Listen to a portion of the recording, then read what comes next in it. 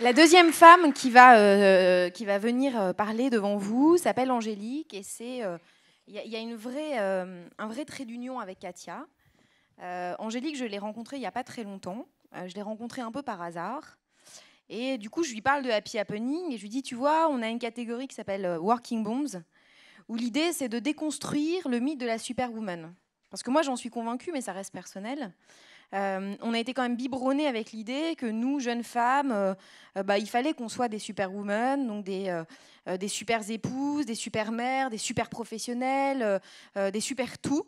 Être super mince, évidemment, avoir un super mari, évidemment, avoir des enfants super beaux, évidemment.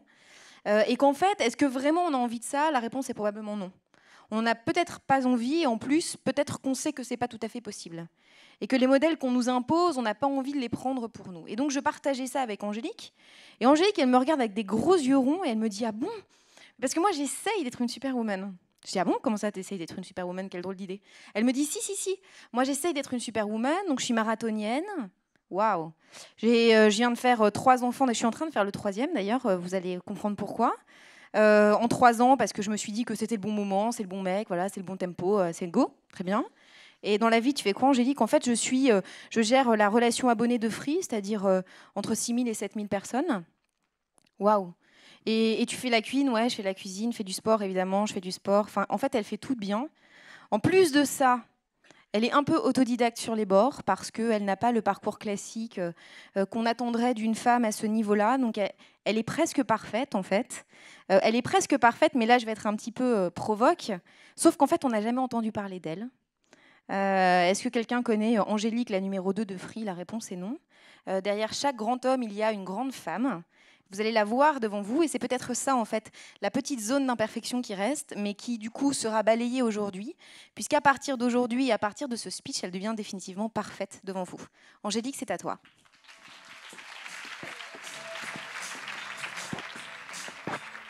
Bonjour à tous. J'arrive sur cette scène un petit peu rouge. Merci beaucoup pour tous ces éloges. Je suis ravie de m'adresser à vous sur cette scène du Happy Happening. Je suis Angélique Gérard. Comme vous l'a dit Emmanuel, je suis autodidacte à l'origine. Et je suis dirigeante historique au sein du groupe Iliad. Iliad, c'est donc Free Mobile. Et Alice. Je suis présidente de 9 filiales que j'ai créées au sein de ce groupe et qui totalisent aujourd'hui un petit peu plus de 6 000 salariés. Au sein du groupe, on a 7 500 salariés. Ça vous donne un petit peu le poids de la masse salariale des sociétés que je gère.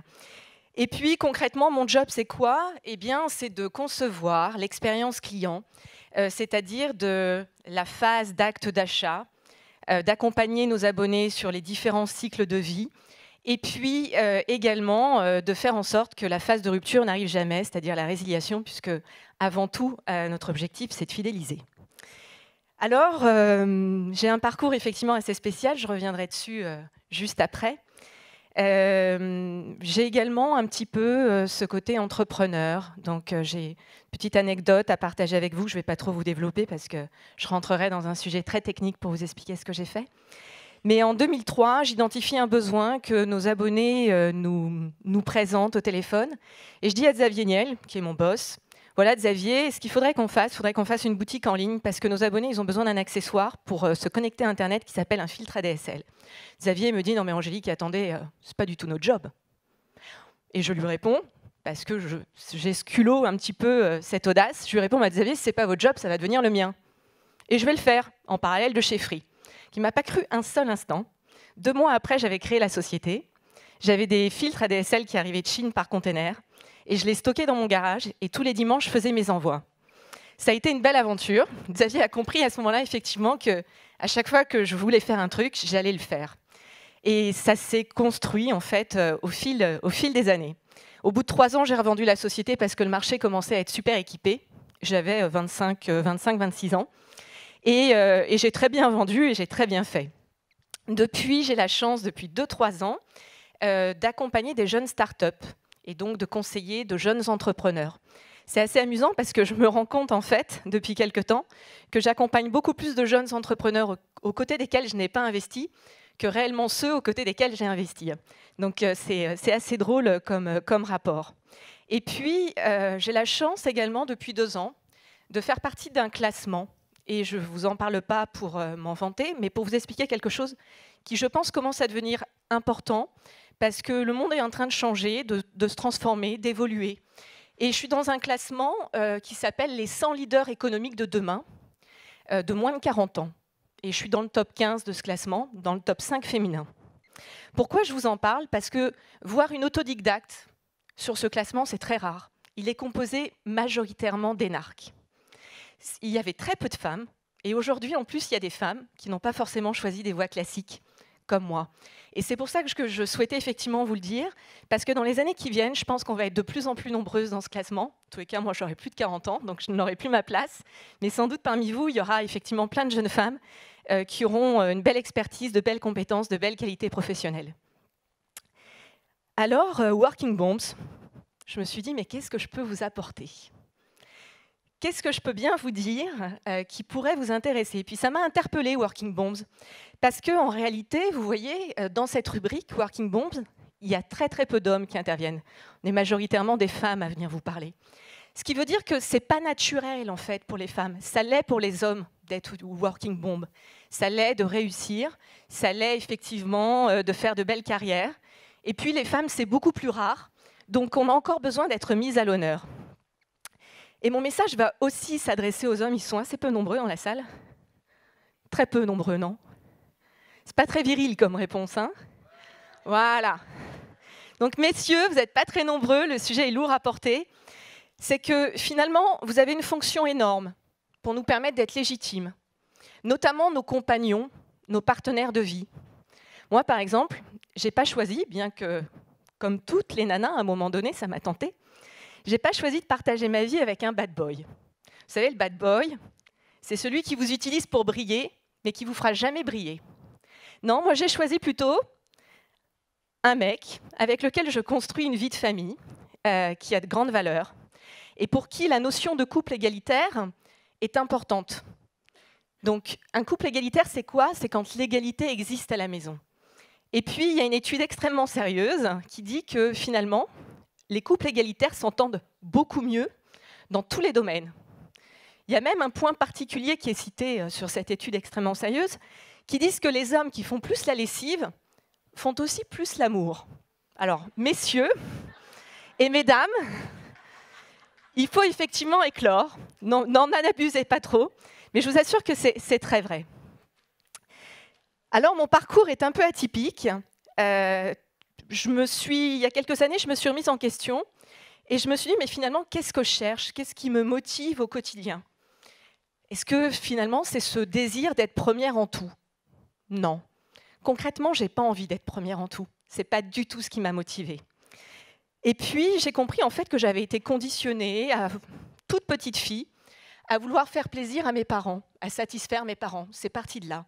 Et quand j'ai commencé à travailler, j'ai eu envie, effectivement, d'avoir de bons résultats et que mon boss soit fier de moi. Et j'en suis revenue, parce que finalement, je me dis, mais tout ce travail que j'ai accompli, je me le dois, personnellement.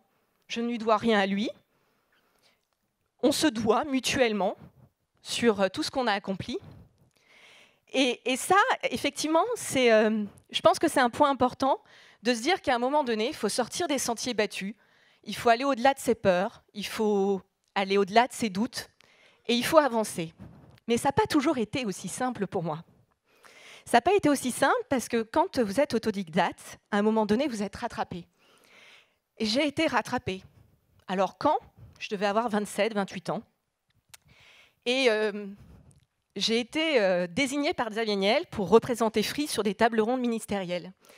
Et là, j'ai été victime de ce qu'on appelle un sentiment d'imposture. Vous savez, c'est cette frustration où vous vous dites, mais finalement, je ne suis pas à ma place. Je ne suis pas à ma vraie place. Et peut-être que quelqu'un d'autre, à ma place, ferait bien mieux que moi. Quand vous pensez à quelqu'un d'autre, vous vous dites, un homme ferait peut-être bien mieux que moi. Et donc, j'ai eu besoin de soigner ce malaise. Et donc, j'ai décidé de faire l'INSEAD à 30 ans. Donc, j'ai fait une année d'études à l'INSEAD. Alors, évidemment, j'ai financé ma formation parce que mon boss m'a dit « mais vous êtes complètement folle, vous n'avez pas besoin de ça ». Parce qu'effectivement, j'étais légitime à ses yeux, j'étais légitime aux yeux de mes équipes, j'avais de bons résultats, mais je n'avais pas réalisé. Et puis, j'ai eu une passion pour les études, que je n'ai pas eu forcément plus tôt, c'est dommage, j'ai perdu un peu de temps. Et donc, après l'INSEAD, j'ai fait HEC, et après HEC, j'ai rempilé par une année d'études en faisant l'Institut multimédia à Normal Sup. Bon, ok, après 3 ans d'études, pas de vacances, en gérant une croissance très forte chez Free en parallèle, je me suis sentie mieux, je me suis sentie soulagée, je me suis sentie légitime. Je me suis dit, oui, c'est normal, finalement, je suis à ma place. 3 ans quand même, hein, j'aurais été chez le psy, ça m'aurait coûté moins cher, ça aurait été plus rapide, et j'aurais été peut-être plus efficace plus rapidement. Mais bon, parfois, voilà, on prend un petit peu de temps. Donc voilà un petit peu sur mon parcours. Ce que je souhaitais également vous dire, c'est que quand on a un sentiment de sous-estimer, en tous les cas, je m'adresse à ces personnes qui peuvent avoir ce sentiment parfois, qui peuvent avoir peur de prendre la parole, peur de s'asseoir à une table de négociation, peur de demander une augmentation. Aussi, je m'adresse à toutes les personnes qui veulent sortir de leur zone de confort, qui ont envie de se dépasser, pour vous dire que voilà, il ne faut pas hésiter. Effectivement, allez au-delà de vos peurs, de vos angoisses, parce que ce qu'il peut aussi vous arriver, c'est la réussite. Et ne vous freinez pas, allez de l'avant. Merci beaucoup.